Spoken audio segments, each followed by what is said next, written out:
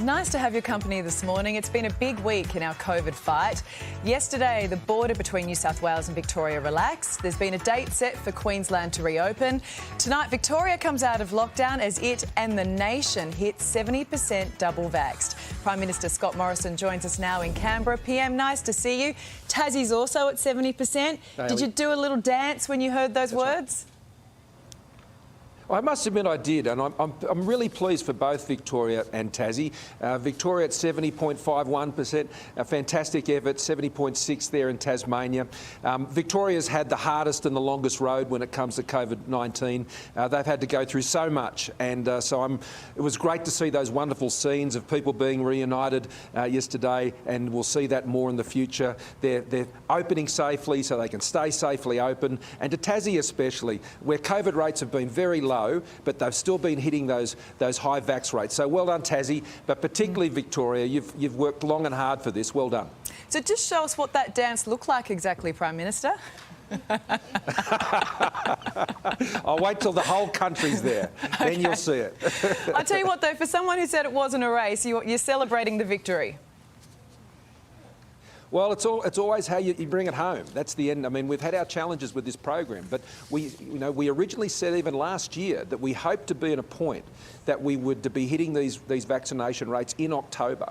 And we've overcome those challenges, and we've got it on track. And I particularly thank Greg Hunt and General Fruin and Professor Murphy. We've all worked together with Australians to get us to this point. There's further to go, though. We've got to keep those vaccination rates continuing to lift. And to your viewers, particularly in Queensland and Western Australia, we're still in the 50s. We're on the right side of the 50s, but we need that to keep going up so they can have the same things that we're now starting to see in New South Wales, the ACT, Victoria, and increasingly Tasmania, South Australia too. We want to get people home, both from overseas but also within Australia. Get them back into Queensland. We want to see, there's 8,000 people looking to get home to Queensland. There's about 7,000 looking to get home to South Australia, and it's important that we get Australians home and reunited. Look, I mean, you just touched on there this big gap we've got between states and territories, some in their 50s, New South Wales and the ACT charging ahead. Yeah. Do you have any concerns with the pace that New South Wales has set coming out of lockdown? Because Dominic Perrottet, he is going beyond the health advice. Well, no, that's not my understanding. I mean, they're acting consistent, as I understand it, with their health advice and consistent with the national the plan. Chief Health Officer, Kerry Chant, yesterday, just to clarify, would not completely support the moves that Dominic Perrottet has moved.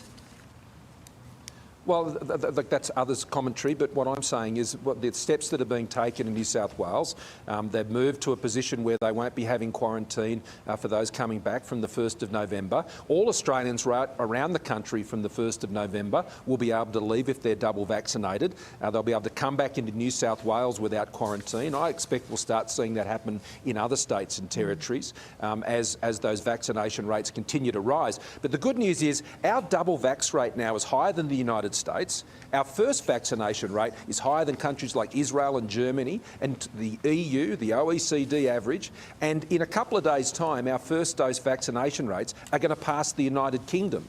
So Australians, as you say, we're finishing strong, and that's what matters. All of this, though, is Mark McGowan. I mean, he's talking about April, maybe later, before reopening. What are you going to do about him? Well, we're going to get vax rates higher in Western Australia. That's what we have to do.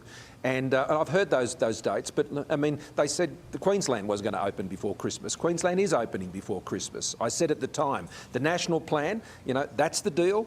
People are keeping their side of the deal. Victorians have kept their side of the deal, 70.51%. Tassie are keeping their side of the deal.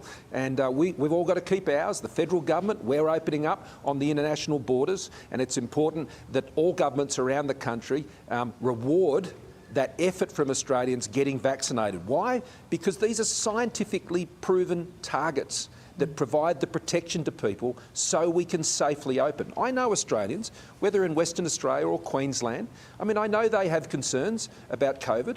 I get that, I understand it. That's why vaccination's so important. That vaccination gives the confidence to move forward. Well, Prime Minister, and guarantee that WA is not going to be open for Christmas. Who's causing you more dramas at the moment? Is it McGowan or Barnaby Joyce? Neither, because we're both working to the national plans for the country and getting things done. I'm looking forward to bringing some of those important issues together before I head off to Glasgow. This is an important challenge, addressing climate change, but we also have to ensure that the world's response to climate change, which will have an impact on rural and regional parts of the country, we need to ensure that our plans are addressing those needs.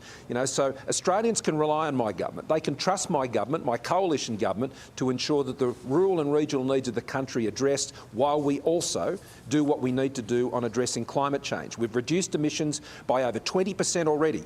Canada, New Zealand, the United States, none of them can say that. We meet and beat our targets. That's how Australians do things. Well, Barnaby reckons he's going to get his list of demands to you today.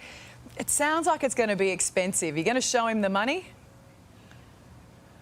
We're going to continue working this through and come to the right decision for Australia. The Cabinet will make that decision before I head off to Glasgow. But what's important is we're getting emissions down, we're getting jobs up, we're ensuring we're addressing the challenges of climate change, we're dealing with supporting the jobs and futures of people in rural and regional Australia. The Nationals, together with the Liberals, are working together to support rural and regional Australia and making sure that we're doing the right thing to take action on climate change. Are you looking forward to seeing the French president over there in Glasgow? Could be awkward. I'm sure we'll bump into each other along the way. But, look, we understand that. We've talked about this. Yep. Australia has to make decisions in our national interests. That's what we've done. We want a great relationship with the French. But that means also Australia has to do things that we have to do at times, and we'll work through the other issues. Yep, we all get that. I just reckon it's going to be a little awkward when you two walk into the room at the same time. Hey, look, perhaps, but it is what it is. We get that. Hey, look, we had Jackie Lambie on the show earlier. She was talking about former Attorney General Christian Porter and you blocking an investigation into who paid his legal fees. This was her on the show. It's a political donation. Let's call it out for what it is. In a brown paper bag, and it's absolutely disgusting. She has a point, doesn't she? Well, what we've referred to the Privileges Committee is this broader issue of these crowdsourcing and funding arrangements. I mean, there are a number of members of Parliament who have had these arrangements, and they're in the Parliament now. There isn't just one. And so what we've referred to the Privileges Committee is to ensure that they can get some clear rules, and when politicians are defamed, and how they can actually defend themselves. And so let's get those rules very clear for everybody. Some will try and pursue this as a political trial, and I get that. That's what political parties do. But come on, I mean, this is the nation's former top legal officer that we're talking about here, potentially accepting money from, well, we don't know, it could have been criminals, foreign powers, or nothing sinister at all. I mean, forget the pub test. This doesn't pass any kind of test. Well, the member has resigned from the Cabinet, and that matter was dealt with decisively.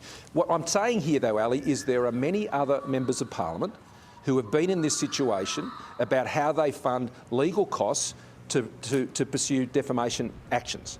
And that's not just one member, there are other members, and we've got to get the rules clear.